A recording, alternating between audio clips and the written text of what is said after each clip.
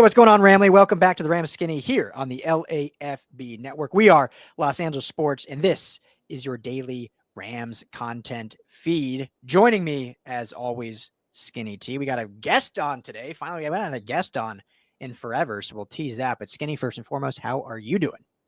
I feel like I'm looking old all of a sudden. I think about a facelift or something. No, not necessary. You look great. I don't know if I look old or not, but I certainly feel old. Have not been sleeping good. We need to get like a Tempur-Pedic ad or something. I need like a new mattress. We'll see if we can hook that up because I have not been sleeping well, and I'm very grumpy when I don't sleep well, and I kills my days. So I'm feeling very old to your look, I guess. Well, to quote the late great Doc Holliday, I'm in my prime. Okay, yeah. Well, if this is my prime, I don't know what the past was, but anyway, great guest today. First and Tuna. He's got a Rams podcast on YouTube. He's on social media. Skinny T met him out at training camp. Great guy here local in Los Angeles, kind of just getting started in the Rams content business. So obviously any way we can help him grow. And, he's a great guy and good. So we get him on and talk all things Rams, Stafford, Jimmy Garoppolo, Stetson Bennett, offensive line. We do it all. So let's, without anything else to say, Skinny, unless you have something to add before we just get into it. Let's hop into it. All right. So, Ramley, thanks so much for hanging out. This is the Rams Skinny interview with our good friend, Verse and Tuna. Hey, what's going on, Ramley? As we mentioned in the intro, have a very special guest today. Excited that I get to officially meet him here on the show. Skinny T had the privilege of meeting him over at training camp in person. So great to see your face. You got a much more professional background than either of us do. You joked we're the professionals. I don't think so, based on that background, based on my bedroom set behind me. But great to have on the show talking all things Rams after a preseason game against the Chargers, heading into the final 2 weeks. Stafford's back at practice. We got tons of stuff to talk about. We got our friend Tuna on the show, hosts Verse and Tuna on the channel, on Twitter. You can find him real easily. But my man, how you doing? Thanks so much for taking the time to join us. Hey, don't be nice to my friend Ryan and Ryan here with your professionalism. You guys are great. I don't know about the background. I got some nerdy video game posters in the back, so I'll take the compliments though. I'm great. I'm happy to be here and talk a little bit of Rams football with you guys. Thanks for having me. Yeah, absolutely. Skinny, I know we talked in the intro, but how are you doing? As always, looking good as always. Well, thank you very much. Yeah, doing fantastic. Just excited to talk more football. Always. Never a bad time to talk football. Got the daughter dropped off at school. The house is empty, so I'm ripping and ready to go. But Tuna, let's start with what everyone wants to keep talking about because that's all anyone's been talking about, and it's Matthew Stafford. Back at practice yesterday, there was all after the game, or I guess before the game when it came out that someone in the organization declined to comment and that McVay would address it on Monday. Everyone was like, oh, back surgery. He's done this. Everyone was kind of freaking out. And he's back at practice. So let me just hear your thoughts. What's been your kind of just summation of this whole Stafford saga? It's been, everyone's super calm about it. Rams fans are not panicking whatsoever. Everyone's been very, even keel about it. I'm very optimistic. You can call me a homer for McVay. I think I've just seen enough the last 10 years, although his McVayisms and his political talk is very non-information giving. Like he says a lot without giving you any info. I took it as, why would you dump that responsibility on Aubrey Pleasant on a game day? Like that's not his topic to really talk about. I was assuming he would just practice kind of, I'm more positive on it than most people. So when they refused to comment on it, I'm like, let's just wait. Let's just give it some time. But yeah, I know some people were freaking out a little bit. Yeah. Well, where would you put your freak out meter right now on a scale of 1 to 10? Is there zero reason to freak out or somewhere in the middle? So mine is like a 1. Wow. And not just yeah. And we could talk about this, but it's because how confident I am in the backups. I'm not one to say Jimmy Garoppolo is the same as Matthew Stafford, but from just what I've seen through the summer, the Rams can and would play championship football with Jimmy G at the helm.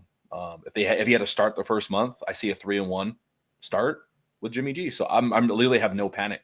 Like I think they're in a really good position. Well, I know Skinny's a huge Jimmy G fan. Go ahead, Skinny. What would your panic be if Jimmy G does have to start? Which I don't think any of us think that's the case, but I mean, where would you be? I'm up around a 7 if Jimmy G's the starter week 1. I mean, he's not a mystery. We've got plenty of 49ers tape. He was not great with the Raiders, probably even worse with the Raiders. Obviously, the McVay situation, the Rams situation is a lot better than the Raiders. But I have a lot less confidence in him. We were on hand to see what the Saints could shut him down, and because he's not a mystery, teams can exploit those weaknesses. What happens when that pocket gets pretty muddied? And he gets the happy feet. He throws some interceptions. He takes some bad sacks. Not this year, but last year I saw him throw a interception to a defensive lineman right into the breadbasket. He makes some weird decisions in those circumstances. So, my kind of catchphrase for this season is Stafford is the Super Bowl window. So I think if Jimmy Garoppolo is in there, this is not a Super Bowl winning team. Can they make playoffs? Maybe. But the rest of the roster is really fantastic. So I don't like it falling in that area. Yeah. I mean, it's certainly I think it changes things. It changes even how you operate the offense a little bit, which it does with any time you change quarterbacks. It's going to change a little bit. The question will be, which we've talked about it a bunch. So Tuna, I'll get your thoughts on this. We've been saying, I don't have any fear Stafford's going to be there week 1. I think he's a tough SOB. I think they're being extremely cautious just to basically navigate to where he gets to game 1. Like I have zero fear. I mean, if it's a meter of if he starts week 1, I'm at a 0 because I think no matter what, he'll be out there. The question is, what's that recovery look like? And so I won't go down that rabbit hole because I talked about it a bunch last episode. But, as of this recording, we are, for some people, bright and early, and Rams haven't practiced yet Tuesday since his practice yesterday. So what's that going to look like? Is he a full participant again today? As he's stacking days, when he takes that first hit in week 1 against Will Anderson and Danielle Hunter or whatever, how does that look like? So what do you think based on this whole scenario, Tuna? Like, do you have any fear that, he'll be out there, but like at what level, what's his recovery look like? Or do you think as long as he makes it through these 2 weeks of camp, the rest of camp, I should say, that kind of indicates that, hey, he's full go, 100% back issues, no more? One thing I try to keep in mind is I'm very cognizant that we don't know what the plan was all along. This could have been a plan for the Rams 2 months ago. They're just not telling us, because if you told fans, hey, you're going to be really worried about Matthew Stafford in a few weeks because we're going to be really wishy-washy about it, it's just not good PR. So we don't know what the plan was all along. He might be a week ahead of schedule, and we would never know until a documentary comes out in a year or two. But I think they're as tough as Matthew Stafford is, I don't think he'd be out there if he was not able to actually be himself, take the hits, make a weird scramble, and throw a touchdown like he did against Minnesota in the wild card game. Unless he can do those things, I don't see him being out there. And I think that's why McVay has spoken so high on Jimmy G, because he was able just to step in despite his recovery and be at the same point where the offense is. The offense has progressed as it needs to throughout the offseason because of Jimmy G, because of Stetson Bennett. And I think that has helped Matthew Stafford take his time in coming back. If he's out there week 1, I think he's out there week 18, week 20. I don't see any reason why he'd be playing hurt, to be honest. Yeah, I mean, he did play hurt last year, right? At the end of the season, Skinny. Yeah. I mean, he had a rib injury last year that really affected his play, and for what it's worth, 26 passes he threw today, or 26 plays, I think it was. I don't know if they were all passing plays yesterday, for about an hour. Obviously, he's not getting hit. He's not facing real pressure in those circumstances. So, those kind of details are what really shake my confidence in terms of his overall health, how much pain he's in, really declining on talking about, how much pain the guy is in, taking an epidural shot. We do know that's happened. Sitting in a Airstream with red light therapy. I think that's just a bad look. But this is we're far from having him had any real game experience of testing out that back, and just the whole thing is a mystery. It seemed like he was a full go in the spring practices. sometime in between, did he slip in the shower like Freddie Freeman? I don't know. How did he hurt this back? Has it been an issue in different times? There's just so much mystery around it. And like you're saying, Tuna, like McVay is not, he's not going to give us any details that he doesn't want to give us. So I think that, I think they should have come out early on and said, hey, listen, this is going to be touch and go. We're not really sure where this is. But McVay is going to handle this like McVay handles it. So, I can't talk him into anything different. Yeah. Well, and Tuna, I think where we haven't talked about this, but I think where we were, because we're kind of in the middle. I think there's the people that are like, nope, zero concern, trust McVay. Then there's the doom and gloom, like season's over, forget about it. And we're kind of in the middle, like this is still a good football team. Stafford's going to play, but there's definitely more to this story than just nothing. And I think where we found it was the fact that, hey, training camp opens, he's going to miss 5 practices. 5 practices, he'll be back. Okay, then it's week to week. Then he's still on track for the first game. Then it's, okay, he had a workout, he's going to practice Monday. Then it's, nope, we're not going to talk about it. He's still recovering. And then it's, McVay will talk about it on Monday. I'm not going to talk about it. And then it's, oh, he practiced, but Stafford's still not available to talk to the media. This is your face of your franchise, has yet to even say a word to the media here. And granted, if he's hurt, they usually don't put guys that are hurt in front of the podium. But now after practicing yesterday, that was a very easy opportunity to get him out there and be like, okay, here's what's been going on. I'm back. I mean, when is he going to talk to the media, do you think? Tuna, do you think there's a chance that we don't see Stafford till week 1? You think Stafford's pulling a year 17 on us? He's just too cool for the media. He's like, nah, I've done this enough, because he barely likes doing media as it is. Yeah. God. He was very prickly when his elbow issue, and he would face the media. He did not really enjoy answering the questions about the pain that he was in, how he was feeling, how his mechanics were. So, yeah, I'll throw it back to you, Tuna. But I think that comes more from his OG mindset. Like, he's the last of a dying breed of gunslingers. Like him, Aaron Rodgers, kind of Kirk Cousins, just based on age. Like those guys, it's all about toughness. You don't want to complain. I think that's really what it comes out to. He just doesn't want to seem like he's complaining about an injury when he's got teammates that are playing hurt too, probably. Yep. I think he will come out probably just during game week, the standard pressers that they have to do.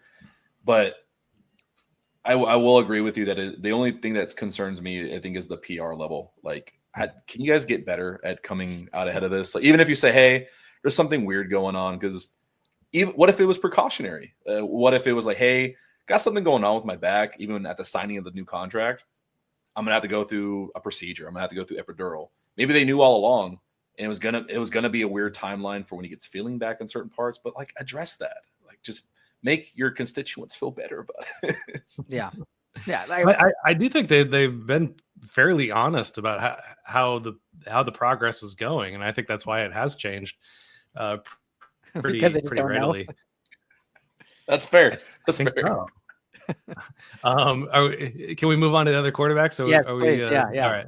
So tell me, you were out there at training camp and you watched Jimmy Garoppolo. You walked away with a lot of confidence in the guy. Does this go back to maybe week 18 last year, or what you saw in training camp, or is it just that handsome smile? It was the handsome smile. His agent reached out to me and said, we'll give you part of that jeans deal ad that he just did if you do good propaganda. Is he doing the American Eagle, Sydney Sweeney? Has he got good jeans? It was even more bizarre than that. It was have you seen it yet? No, I have not. Please find it. It is very odd. It involves an attempted break-in and him seducing the robber into walking away. Exactly. Do you know what jean brand it is? I don't know. I was so lost. DoorDash. Yeah. But the jeans now. Yeah. Go ahead. It's a culmination of everything. And I went back and looked at his time in San Francisco, kind of refreshing on how each year went as the non-injury years, because that was a big knock on him. He'll get injured and he'll miss a lot of time. So he almost is suited better as a backup.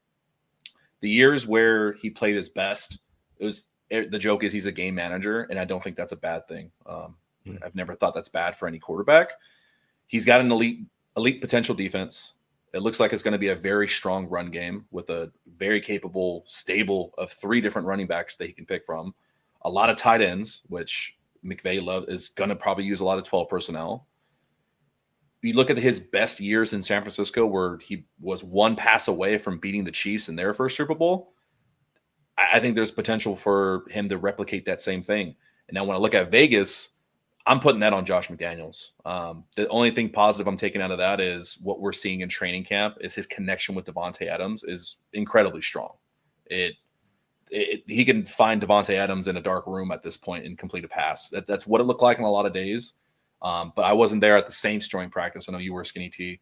You'll have to enlighten me a little bit more on what you saw, because that of course the one day where he looks his worst is the day I missed.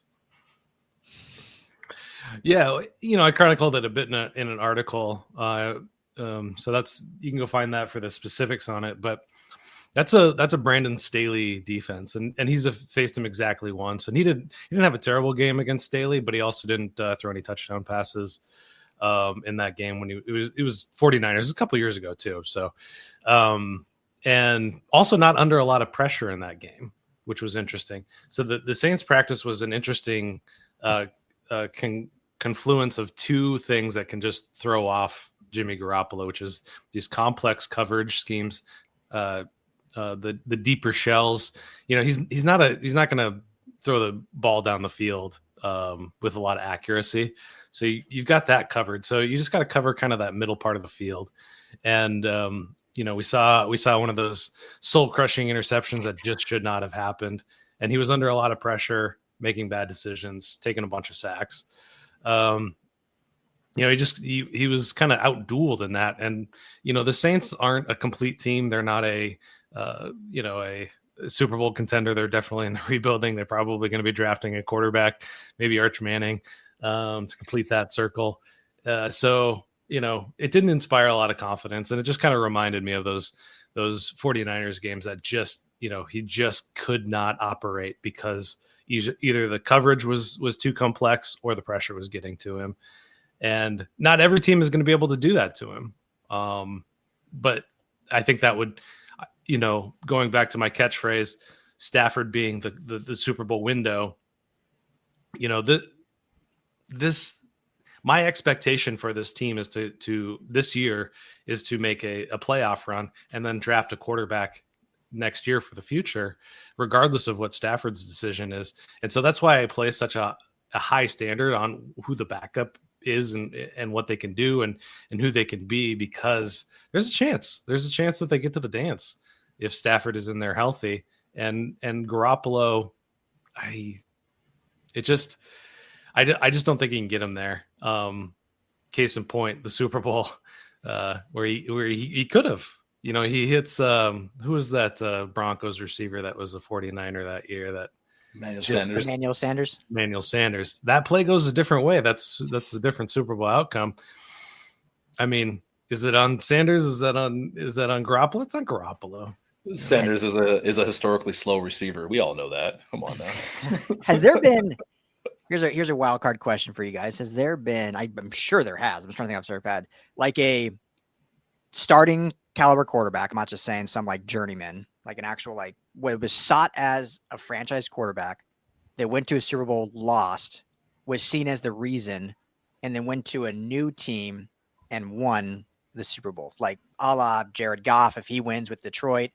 Jimmy Garoppolo, obviously. Like I'm trying to think if there's been one of those guys that just couldn't do it with one team and then went somewhere else and did it. Can you think of anything off the top of your head? I mean, not Peyton Manning. I mean, Peyton Manning did it, but he wasn't the reason he lost the second one in Indy. That's the only one that comes to mind, but he's obviously a completely different caliber quarterback. Yeah. And it's rare even like a name that comes to mind is Ryan Tannehill. Obviously didn't win any Super Bowls with anybody, but like kind of like was a mediocre seeming quarterback and then looked a lot better when he went to the Titans. I mean, that's probably the closest example I could think of, but I mean, yeah, not a lot of guys have had the opportunity to bounce back and then go to like another incredibly competent team like Jimmy is now on the Rams after leaving, competent years in San Francisco. How much? I asked that only because I'm kind of in the same boat as you, Skinny. Like, I feel like I've seen enough, but I've also seen enough times of, again, these are not Super Bowl winning quarterbacks, but I've seen the Geno Smith stories. I've seen the Sam Darnold stories of like looking like dilapidated bad quarterbacks being in the right situation. And all of a sudden, like, hey, is this guy an actual like good quarterback? He just didn't have the right pieces around him. And we're putting the cart in front of the horse. Hopefully we don't even have to have this conversation because Stafford plays all year and we're good to go. But I'm just curious if there is a world where Jimmy G is a competent potential Super Bowl winning quarterback with McVay, with the Rams. I think the biggest difference in this situation versus those other quarterbacks is Sam Darnold's Jets were a horrible organization, horrible all around him. Geno Smith also was with the Jets and other teams, never had a good situation. Like Jimmy G was with Kyle Shanahan and like the number one defense for like a decade with the Niners, had a lot of weapons. Like he was, I think McVay personally, we've had this conversation, is a better coach than Shanahan, but it's not like he's a scrub up there in San Francisco. Like he was in a very good situation and went to the dance twice and couldn't get it done.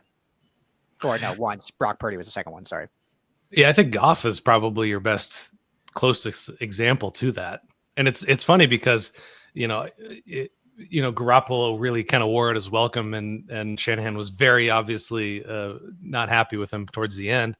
Same thing happened with Goff in here in LA. So similar DNA there. Yeah, because you get to that point, right? Like where guys are better in different situations, but how far can they take you? Like another example, Alex Smith, like went from the Niners. Yeah, there you go. Went to the Chiefs, was great in the Chiefs, and the Chiefs still said he's not going to get it done. We got to go draft Patrick Mahomes. Like, yeah, Alex Smith has brought us to the playoffs now, 3 years in a row, 2 years in a row, but we're still going to move up in the draft to go get Patty Mahomes, and then we're going to become a dynasty. So just wonder if guys are they're if they've shown you enough of who they are, that's who they are. They can just, be a little better. I'll say this though, like probably the most competent backup quarterback that McVay has had. And I think McVay has moved into this new era that he's pretty much done like doing the hand holding, kind of like experimenting. He's like, we need like competent play back there. I mean, it's somewhat of a sliding scale too, whether you have a healthy GBG that has to start, or what if there's a 50% Matthew Stafford, because what if his back flares up in, the second round of the playoffs. And it always makes me go back to the Peyton Manning final year in Denver, where he limped into that Super Bowl. Yeah, like it was the defense and the run game that carried them.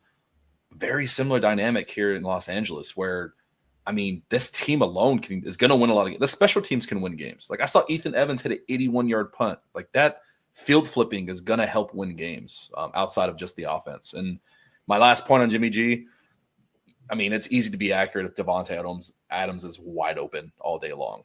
That's a huge factor for me too. That helps. Yeah. That definitely helps any quarterback. Let's put a bow on the Jimmy Garoppolo story for now and say over under how many games is he going to play for the Rams? And I'll put it at half a game. Is that so? Will he play one game?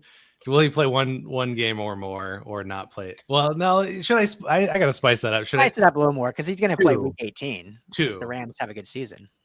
Or should I set it at 3? Over under 3 or 2? What do you think? I think 3 is a good number. It's your bet. Whatever you want. 2.5. I'll set it at 2.5. There we go. Perfect. Compromised. Over under 2.5. I'm gonna say over. I say 3 games. Ooh. Because I like that. I like the week 18. I think we see him again. I think the Rams wrap up the West like week 16 or 17. I think they have a very strong year. Like I do feel that confidently in them as a team.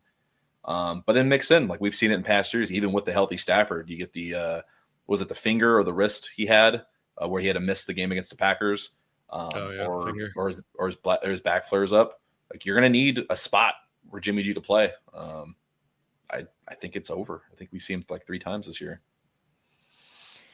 Yeah, that's tough. The one that week 18, I think is a gimme as long as the season goes as we all expect it to. The big one that I'm looking at that whereas like will Stafford be healthy enough to be his self is that I can't remember. I don't know if it's week 7, week 6. I can't add it all up right now. But when they play the Niners on a short week on a Thursday night, and they had previously just played at Philly and then at home against the Colts, and the Colts, I'm not saying are a great team, but the Colts have a pretty staunch defensive line. Anyone that's followed the Colts and their defense. So back-to-back weeks, Eagles, Colts, and then a short week against the Niners. Like that's one where it's like, is he going to be fully ready based on this offseason? We're not trying to project anything, but so even if that's not ready, that's still only 2 games. So I guess I'll take the under, I guess. I'm being overconfident, Skinny. I'm all of a sudden all positive now. I'm going to take the under too, just because, you got to take a side. And I'm going to take the optimistic side on this one. Look at us. Tuna with going over. That's how did we? Do we all just gaslight ourselves into flipping perspectives? Yeah, I think so. All right, last QB question. Let's move on. Steady B has played every quarter so far in the preseason. Skinny T had a great conversation with someone who thinks Stetson Bennett's the next Joe Montana based on some preseason games. Steve Young. Thank you. Sorry, Steve Young. Other great Niners quarterback.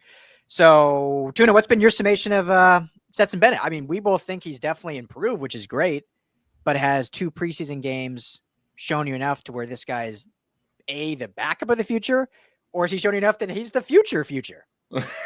he toes that line. It is very hard to say otherwise. Like you look at the tape, even the bad plays, the bad passes, it's like, yeah, he's pressing. He is a gunslinger. Like he was that way at Georgia. He's learning under Matthew Stafford, who probably pushes in that quarterback room to take risks, especially in a preseason game when you have less acumen with other guys, like undrafted free agent rookies. He only played with for like 6 weeks in the offseason. It's hard to say like he can't at least be a quarterback 2 in the league for a long time, at the very least. Whether he can be a starter long term and win games, why not? Screw it. Why not? I'm optimistic. Yes, I think he could be the starter of the future, even if they don't draft Arch Manning like some people want next year or the year after. Why not Stetson Bennett? Why not give Steady B a chance? So you're Tuna. You're sitting here on the most influential Rams podcast saying Stetson Bennett is the future after Matthew Stafford of Los Angeles Rams. Is that what you're saying? I'm going to aggravate that later today. Man, I did not wake up this morning thinking I was going to spit that much Steady B propaganda, but you got to give credit where credit's due. I mean, the guy's played national championship football at the highest level at SEC, got it done. He is a dog. He's got a little bit of that Baker Mayfield in him, which I love out of quarterbacks. Like that dude is a dog. So if we had to wake up 2027 and Stetson Bennett starting week 1, I would feel good about it. Okay. So 2027. So you think Stafford still got one more year after this, or are you saying they go like journeyman?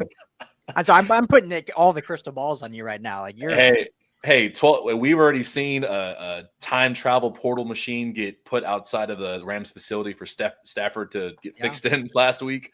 Maybe he's got a bionic back by the next year. We don't know. Medicine is improving at a steady pace. Doc Brown and the DeLorean are coming next, right next to the Airstream.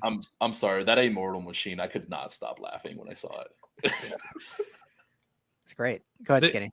The weird futuristic kind of idea of it all. Immortal is just kind of like a combination of immoral and immortal. Like it freaks me out. Yeah, I don't want to step a foot in there, that Satan chamber. Yeah. But you said they were pumping steady stadium noise in there. I was like, what are they doing? I'm sorry. Really?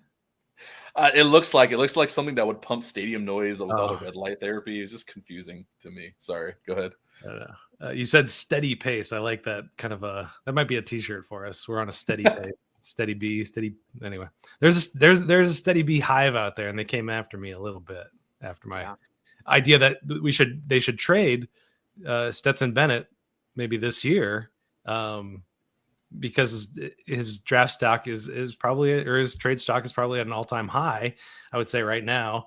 And he's just in a weird timing right now, because he's going to be on his last year of his contract next year. I imagine they've got 2 draft picks next year. How can you not draft a quarterback in this quarterback class of 2026? It's a weird timing thing, I think, that he's kind of stuck in between. And he's played well in 2 preseason games. That is what it is, period, hands down. So I'm not ready to crown him Are they ready to get rid of him? I don't know. But if you're rooting for Stetson Bennett, I don't know why you wouldn't root for him to land in a better situation where he could actually have a chance at a starting position or a backup position. Because right now, the depth chart is solidly Stafford than Jimmy Garoppolo. Mm-hmm. And if Stetson Bennett is on the field for a regular season game, a lot has gone wrong for the Rams, and I'm not rooting for that. Yeah. Well, I think the excitement, I mean, it's clear that his development has improved over last year to this year. I think that's very clear, which, you'd hope it would. I think where a lot of the maybe too high expectations of some came was, that first drive was against the Chargers starting defense. So I think a lot of people put a lot of stock in that, which he looked great. Give him his credit. Now, defenses historically are known to kind of take that first drive to really kind of almost be on their heels, and then they improve as the game goes on and really clinch down. I mean, some of the best defenses out there seemingly give up points on the first drive every week, and then all of a sudden don't give up anything after that. So not that that would have been the case. Maybe that's just the tinfoil hat or whatever argument, but I do like what I've seen. I definitely like the improvement. Am I ready to say he's the future? I'm not ready there yet. What would be interesting, guys, and then promise audience, we're moving past, and we're already at 30 minutes, but we're moving past the quarterbacks. If this Rams team plays how they're supposed to, if Stafford stays healthy and we get that week 18 where they're going to bench starters, it'd be interesting if they play Stetson Bennett instead of Jimmy Garoppolo and say, this is kind of your audition for being the guy next year, at least the backup, not the third string. Because, like we all said, we kind of know what Jimmy G is. Now it'd be maybe a little disrespectful to him. They'd be like, yeah, you're the backup and you're still not going to play. But it'd be interesting to give Stetson Bennett that kind of audition in a real regular season game, even if he is kind of still in a preseason situation playing with backups. But unless you guys have anything else to say, should we move on? No, let's move on. Good. All right, let's talk. We'll go kind of quickly through three different points. So let's do I want to talk offensive line real quick. Tuna, with you, get your take on this. So obviously we all know the Alaric Jackson situation, blood clots, praying for the best for him. Health is most important. What is your level of, because it kind of coincides with Matthew Stafford, obviously blocking his blind side to that tough back. What's your confidence in a DJ Humphries, David Questenberry combination, whatever, Alaric Jackson eventually coming back? What's your confidence in the left side of that line? I'm more concerned about the line play than I am the quarterback play. That is where I do have some caution there. Anytime you're dropping off from your starting left tackle, your cornerstone, who you've extended, who you said, hey, this is our guy for the next few years, the drop-off is significant. And it's not a blight on the other guys, but I'm praising Alaric Jackson that much. I think he's very underrated in the league. Stafford trusts him, McVay trusts him. So obviously he's got to be very good if they're trusting him. I'm not saying there's other players that we question why they trust him, but Alaric Jackson, very, very good. I think until Jackson comes back, we may see some iteration of a lot more 12 personnel, a little bit heavier on the run game, maybe not as opened up as they want to be passing wise, depending on how that whoever is going to start at left tackle plays instead of Alaric Jackson. I think run game is going to be just fine because you can hide a lot more things that way and keep Stafford safe. But I am a little bit more concerned there. I didn't get a good accounting for who was progressing most during training camp as much as Skinny T probably did. Yeah, I think DJ Humphries is probably the locked-in backup / starter at that position. Questenberry got some work there. McClendon also got some good work there as well. He moves around both left and right sides for that. But I got to say, like coming out of this second preseason game, that the offensive line depth, the step that they've taken has been incredible. To touch on Alaric Jackson as well, latest news on his injury, still not working in full contact with the first team, working through, non-contact basically is still where he is. So McVay kind of gave like a positive, encouraging update, but still stuck on it, still kind of not working in the contact, which is anyway. But yeah, that Stetson Bennett had really clean pockets, only a couple of pressures allowed in that last game. So, Willie Lampkin went out with a left knee injury in that game, but a lot of those guys really stepped up, and, Dylan McMahon and Bo Limmer, Justin Dedich, lot of quality line play, and big shout out to offensive line coach, whose name I'm just Ryan blanking. Wendell, baby. Ryan Wendell. Yeah. Another guy to keep on an eye for where his next move is going to be. So, that the offensive line depth wasn't always a strength for his team, and I think pointing to him is kind of the lead driver for developing those guys. Pretty amazing. And the fact that there are a lot of late round undrafted players and to see how they play. To me, Justin Dedich is a lock to make this roster. I think his versatility, I mean, he's played center and guard in the preseason. So I think just that versatility alone is a guy you keep. But yeah, we'll obviously keep a close eye on this left tackle position. I think DJ Humphries was a great pickup. Obviously, his history with the Cardinals and starting, I know he was with the Chiefs last year, but only suited up in 2 games due to injury. But I mean, anytime you're putting stock in your new starter who is still in street clothes in July is never a place you want to be, but he obviously has the pedigree and he's done that. So at least they were able to find someone like that available. Tuna, let me ask you this, and we'll kind of wrap up more with this. Would you look at this rookie class? Who are you most excited about? Obviously, T. Ferg. Finally, I think Ferguson practiced on Monday as well, if I'm not mistaken. So he was a little bit back after being banged up.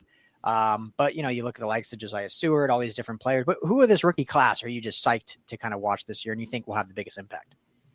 Konate Munfield, right away. That's my answer. Going into training camp, it was Jarquez Hunter. Just watching his running at Auburn was, you're seeing it in preseason. He takes 2-yard runs and turn them into 8. Like, he's fast as hell, but he just will not go down. But after seeing what Konate, his improvements from OTAs through camp, seeing it translate on the field, and then I did speak with Eric Yarber during training camp, and he would not stop smiling about him. First thing he mentioned was his IQ, how no one is realizing how smart he is. Mm-hmm. And I think that's showing on how he's improved in his route running. Like, he attacks angles. He's learning from Davante Adams. I think the Rams do have the best overall wide receiver room from front to back. Like, I know people argue about who's the best duo because of Puka and Adams. You look at wide receivers 4 through 6, you got Jordan Whittington and Xavier Smith, and now Konate. Konate is your wide receiver 6. That's a lot to be excited about. If there's injuries, I feel really good about seeing him in action, get some first downs, and help the passing game still be competent if there's injuries. Yeah. All right. I do have one more question. Skinny, do you have one first, though? No, go for it. All right. We've talked a lot about linebackers and, how this organization doesn't really value linebackers. But when you look at the room, I think it's pretty clear. Omar Spates, Nate Landman, the 2 starters. They drafted Chris Paul out of Ole Miss. Sean Dolak is getting a lot of love as an undrafted free agent. Plus, they brought back Troy Reeder. When you look at this roster, everyone's starting to do their 53-man roster predictions. We've done a couple at LAFB. I mean, it's still hard to see a world where they keep more than 3 inside linebackers just based on the position, just based on, you mentioned wanting 6 receivers. Do they keep 4 tight ends? Because we know Davis Allen still has a role, but obviously they drafted Terrence Ferguson. So it's just making the numbers work. And maybe we'll do a full roster breakdown. Maybe we will invite you back to it if you're free. It's hard to envision them keeping more than 3 inside linebackers. Is that how you see it? And if so, if there's only 3, who's the 3 they keep? Damn. That's high level hard. Question there, baby.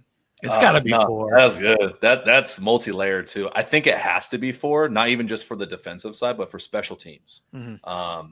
I think you're going to have like a Sean Dolick. Like, you can't not have Sean Dolick on special teams. I think that's too critical to improve that unit. But if there has to be 3, I think it'd have to be Pooh Paul, just based on draft stock, unless they're ready to just take a wild swing and say, hey, from what we've seen, from how they liked for who wore the green dot better in week 1 versus week 2, maybe it is Sean Dolick. I know they're not afraid to roll with undrafted free agents or deep draft gems. Damn, now I'm questioning my own my own thing. I want to say be safe and say it has to be 4. I don't see any way how it can only be 3. So no Troy Reeder, right? Reeder's gone. I said mean things about Christian Roseboom last year, so I'm not going to make that mistake this year with Troy Reeder. That's the Super Bowl champion you're talking about. I think Sean Dolick is showing on the field physically what they think Troy Reeder brings. Troy Reeder is just probably a locker room presence and leadership guy, but yeah, give me those rookies, man. I want that spark plug if you need depth. Yeah, Skinny, your thoughts? I think it's 4. I think Dolak is a P squad guy this year.